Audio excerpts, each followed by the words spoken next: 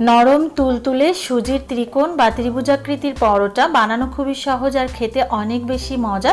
এটা বানানোর পরও অনেকক্ষণ পর্যন্ত নরম থাকবে আর খেতে হবে অনেক বেশি মজার। নমস্কার, আমি জুথি বিশ্বাস আবারও স্বাগত জানাচ্ছি আরও একটি নতুন রেসিপি দেখার জন্য। আশা করছি সবাই অনেক ভালো আছেন। তো ভিডিওটি শেষ পর্যন্ত দেখার জন্য অনুরোধ রইল। তো কথা না বাড়িয়ে চলুন শুরু করা যাক। প্রথমে ফ্রাই প্যানে আমি 2 কাপ জল দিয়ে দিচ্ছি। জলটাকে খুব ভালো করে ফুটিয়ে নিতে হবে আর চুলার আঁচটা হাই ফ্লেমে রেখে জলটাকে ফুটিয়ে নিতে হবে। আর এখানে জলের মধ্যে আমি দিয়ে দিচ্ছি 1 চামচ লবণ, বা লবণটা স্বাদ অনুযায়ী আপনারা ব্যবহার করবেন। আর দিয়ে দিচ্ছি 1 চামচ চিনি, আর দিয়ে দিচ্ছি 1 টেবিল চামচ সয়াবিন তেল। সমস্ত উপকরণ একটা স্প্যাচুলা দিয়ে নেড়ে মিশিয়ে নিচ্ছি। আর এই পর্যায়ে হাই ফ্লেমে জলটাকে খুব ভালো করে বলক তুলে নিতে হবে। 1 মিনিট মতো জলটা যখন খুব ভালোভাবে বলক উঠে যাবে, ঠিক সেই পর্যায়ে চুলার আঁচটা লোতে রেখে এর মধ্যে দিয়ে দিচ্ছি 1 কাপ সুজি। আমি এখানে 2 কাপ জল নিয়েছিলাম, সেই জন্য 1 কাপ সুজি দিয়ে দিয়েছি। আপনারা আপনাদের পরিমাণ অনুযায়ী এখানে সুজি আর জলের পরিমাণটা ব্যবহার করবেন। যতটা পরিমাণ জল দিবেন ঠিক তার অর্ধেক সুজি দিবেন। তারপর চুলার আঁচটা লোতে রেখে কয়েক মিনিট সময় নিয়ে একটা সফট ডো তৈরি করে নিতে হবে। আর বারে বারে নাড়তে নাড়তে যখন ডোটা প্যান থেকে নিজে নিজে উঠে আসবে, তখন বুঝতে হবে যে ডোটা একদম রেডি হয়ে গেছে। তারপর একটা বোলের মধ্যে নিয়ে এটাকে বিছিয়ে দিতে হবে কিছুটা ঠান্ডা হওয়ার জন্য। তারপর হাতে গরম সহ্য হয় এই পর্যায়ে ডোটাকে আবারও মেখে নিতে হবে। আর তার জন্য ডোর মধ্যে দিয়ে দিচ্ছি 4 টেবিল চামচ ময়দা। আপনারা ডোটা মাখানোর প্রয়োজনে বা সুবিধার্থে আপনারা বাড়িয়ে কমিয়ে ময়দাটা ব্যবহার করতে পারেন।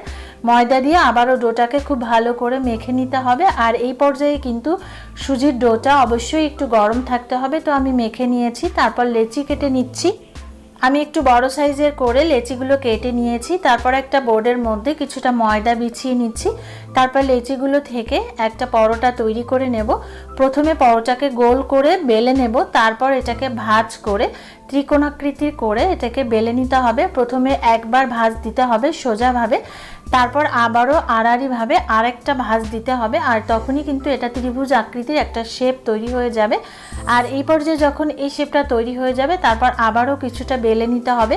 তবে এই পরোটাটা খুব বেশি পাতলা কিংবা খুব বেশি মোটা করা যাবে না। আপনারা চাইলে আপনাদের পছন্দ মতো যে কোনো শেপেই এই পরোটাটা তৈরি করে নিতে পারেন। তো এই পর্যায়ে আমি পরোটাটা কিন্তু বেলে নিয়েছি। আর দেখার সৌন্দর্যের জন্য আমি পরোটাটা চারপাশে এভাবে ছুরি দিয়ে কেটে নিচ্ছি, যাতে করে দেখতেও সুন্দর লাগে। আর সুজির পরোটা সাধারণত বেলার পরে চারপাশটা অনেকটা ফেটে যায়, সেক্ষেত্রে এভাবে কেটে নিলে দেখতে অনেকটা সুন্দর হয়ে যায়। আর রেডি হয়ে গেছে ত্রিভুজাকৃতির পরোটা। এবার এটাকে ভেজে নিতে হবে। আর তার জন্য চুলায় আমি একটা তাওয়া বসিয়ে দিয়েছি। প্রথমে শুকনো খোলায় এপিঠ ওপিঠ 2 পিঠ একবার করে উল্টে ভেজে নিতে হবে। যখন ড্রাই করে ভাজা হয়ে যাবে, তখন 1 চামচ তেল দিয়ে 2 পাশ আবারও মিডিয়াম টু লো ফ্লেমে পরোটাটাকে উল্টে পাল্টে ভেজে নিতে হবে। আর এই সময় তেল দেওয়ার পর একটু চেপে চেপে ধরলে পরোটাটা কিন্তু অনেক সুন্দরভাবে ফুলবে। তবে আপনারা চাইলে এই একই রকমভাবে 2টা কিংবা 3টা পরোটা একসাথে ভেজে নিতে পারেন। তো আমি একই রকমভাবে সবগুলো পরোটা ভেজে নিয়েছি। আর দেখে বুঝতেই পারছেন এটাকে দেখতে কিন্তু অনেকটাই সুন্দর হয়েছে। আর বাচ্চারা দেখলে তো এটা অনেক বেশি পছন্দ করবে। আর কতটা নরম তুলতুলে দেখে বুঝতেই পারছেন। সকালের নাস্তায় কিংবা বিকালের টিফিনে এই ধরনের পরোটা আপনারা বাড়িতে বানিয়ে অবশ্যই পরিবারের সবাইকে খাওয়াতে পারেন। খাওয়ালে সবাই অনেক বেশি পছন্দ করবে।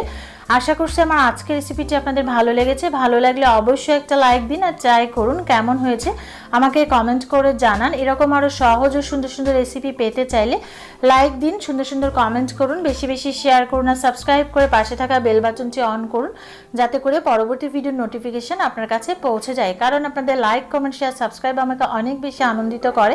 সবাই খুব ভালো থাকবেন। Thank you so much.